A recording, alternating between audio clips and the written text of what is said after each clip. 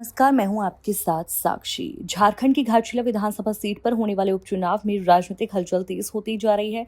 रामदास सोरेन के निधन से खाली हुई सीट पर झारखंड मुक्ति मोर्चा ने अपने बड़े बेटे सोमेश चंद्र सोरेन को अपना उम्मीदवार बनाया है। नामांकन के बाद सोमेश सोरेन और उनके परिवार से जुड़ी संपत्ति संबंधी जानकारियां भी सामने आई हैं, जो चुनावी विश्लेषकों और जनता के लिए काफी महत्वपूर्ण मानी जा रही हैं। जानकारी के अनुसार सोमेश सोरेन की कुल संपत्ति 63,94,298 रुपए है, जिसमें उनकी चल संपत्ति 6,77,258 रुपए और अचल संपत्ति 57,17,000 रुपए शामिल है। दिलचस्प बात यह है कि सोमेश सोरेन के पास ना तो कोई गाड़ी है और ना ही सोना।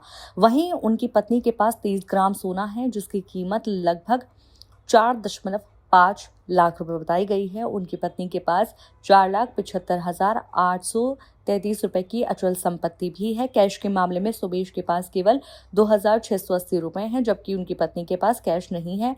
वार्षिक आय के अनुसार साल 2024 से 25 के आयकर रिटर्न के हिसाब से सोमेश की आमदनी 69,280 रुपए बताई गई है, जो मुख्य रूप से उनके पेट्रोल पंप से आती है। उनकी पत्नी, जो इंडियन बैंक के कार्यरत हैं, उससे कहीं अधिक कमाती हैं। उनकी सालाना सैलरी 9,23,059 रुपए है और उनकी कुल वार्षिक आय लगभग 11 लाख रुपए से अधिक है। संपत्ति में उनके पास कुछ गहने भी हैं, जिनमें 40 ग्राम का चेन, 8 ग्राम चांदी में लगा पन्ना स्टोन, 5 ग्राम चांदी में लगा गोमेद स्टोन और 8 ग्राम चांदी में लगा नीलम शामिल है। शिक्षा की दृष्टि में देखें तो सोमेश सोरेन ने साल 2011 में उड़ीसा के बिजू पटनायक विश्वविद्यालय से बीटेक की डिग्री हासिल की थी।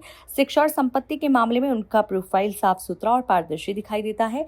आपको बता दें कि चुनाव में उनकी जीत सुनिश्चित करने के लिए झामुमो अध्यक्ष और मुख्यमंत्री हेमंत सोरेन खुद प्रचार अभियान में पूरी तरह से सक्रिय हैं। हेमंत सोरेन व्यक्तिगत रूप से चुनावी रैलियों और सभाओं में शामिल होकर जनता से अपील कर रहे हैं कि वह सोमेश सोरेन को जिताने में अपना सहयोग दे। इस तरह घाटशिला उपचुनाव में सोमेश सोरेन की जीत के लिए पूरी पार्टी और नेतृत्व पूरी ताकत झोंक रहा है। चुनावी मैदान में उनके समर्थकों और पार्टी नेताओं की सक्रियता इस बात का संकेत देती है कि झामुमो इस सीट को किसी भी हाल में अपने कब्जे में रखना चाहता है।